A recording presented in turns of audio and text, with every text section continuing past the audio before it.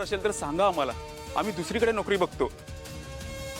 अहो एवढी वर्ष जीव तोडून तुमचा बिझनेस वाढवला, त्याचं हे फळ मिळालं आम्हाला. साहेब त्यापेक्षा जातो मी दुसरीकडे नोकरीला.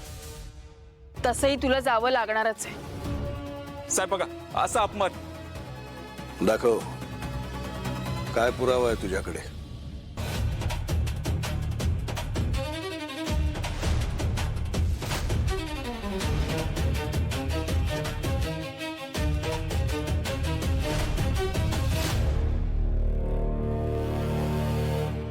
हो साहेब, पुरुषोत्तम गायकवाडचा माल इथं मालेगावला व्यवस्थित पोहोचलाय.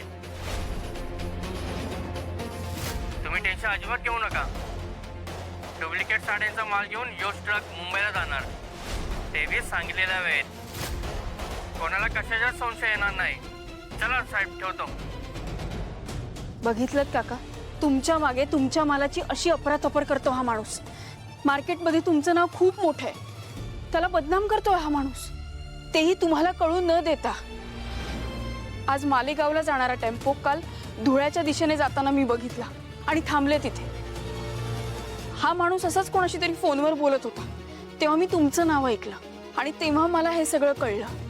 तुमचा दोषी हा माणूस आहे, दीप नाही. दादा, दर खेपेस दीप जबाबदार नसतो, पण सिच्युएशनच अशी काहीतरी तयार होते ना की आपल्याला वाटतं की तो दोषी आहे. आणि आज हे पूर्णपणे सिद्ध झालंय की तो निर्दोष आहे. ज्योतीने सिद्ध केलंय ते आज. अहो ताई, काय बोलता तुम्ही? मान्य आहे की साहेबांच्या मालाची अफरातफर होते, हा हे चुकीचं आहे. अहो तो व्हिडिओतला माणूस आहे ना, तो सगळं करतोय, माझा काय संबंध? अहो तो कोणाशी बोलतोय मला कुठं काय माहित? हा घ्या माझा फोन घ्या आणि बघा मी कोणाला अननोन नंबरवर फोन केलाय का किंवा मला आलाय काय. अहो ताई, कोणाचा पण व्हिडिओ दाखवायचा आणि माझ्यावर आळ घ्यायचा. अहो काय पुरावा आहे? तो माझ्याशी बोलत होता. आणि काय पुरावा आहे की काल जे घडलं ते मी केलं? सांगा ना.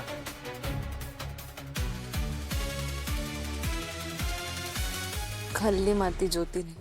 उड्या मारत मारत एवढासा व्हिडिओ आणलाय तिने. आता दीप घराबाहेर जाणार आणि त्याला कारणीभूत असेल ज्योती. नाही, तू दाखवलेल्या व्हिडिओवरून हे सिद्ध होतंय की आज सकाळी निघालेल्या ट्रकची काहीतरी अफरातफर झाली. कोण करतंय, का करतंय हे तर शोधावं लागेलच. ज्योती,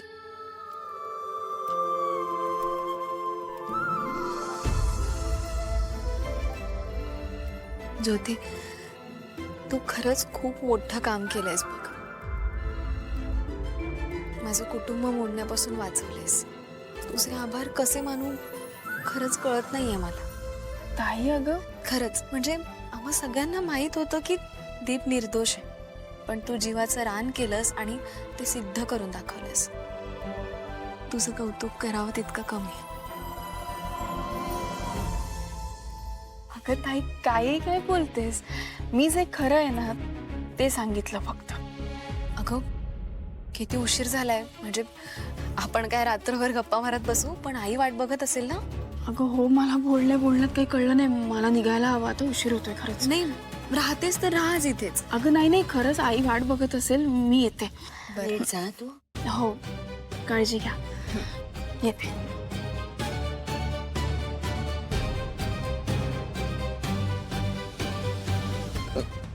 मी आलोच.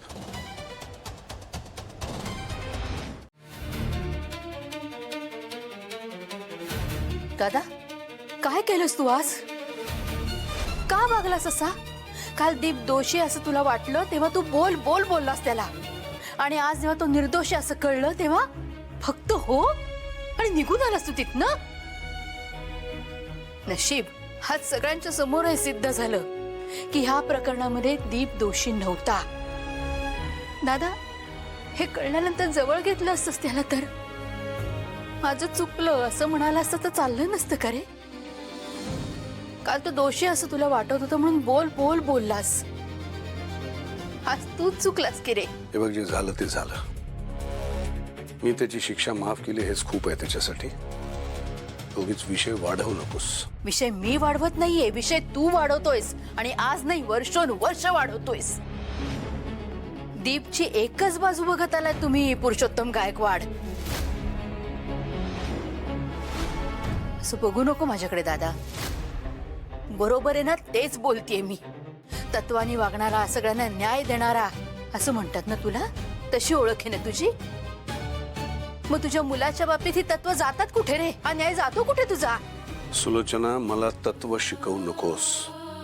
शिकवायची वेळ माझ्यावर आलीच नसती दादा जर तू मोठेपणा दाखवला असतास. आज पहिल्यांदा दीप तुझ्यासमोर निर्दोष सिद्ध झाला. एक प्रेमाचा शब्द नाही करे बोलू शकलास तू. का दादा, का इतका कसला राग आहे रे तुला दीपचा? राग नाही, अनुभव आहे. आणि त्याच्या हातून चुका नाही, गुन्हे घडलेत मोठे मोठे. जीव घेतलाय त्याने लोकांचा, आणि हे मी कधीच विसरू शकत नाही. पण आजच्या घटनेत तो पूर्णपणे निर्दोष आहे. लांडगा एकदा चांगला वागला म्हणजे तो लांडगाच नाही असं होत नाही ग सुलू. दादा, त्याच्या चांगुलपणा मागे सुद्धा लबाडी लपलेली असते. पण पुन्हा एकदा सांगतोय, मी त्याला या घरात राहू देतोय हेच खूप आहे त्याच्यासाठी.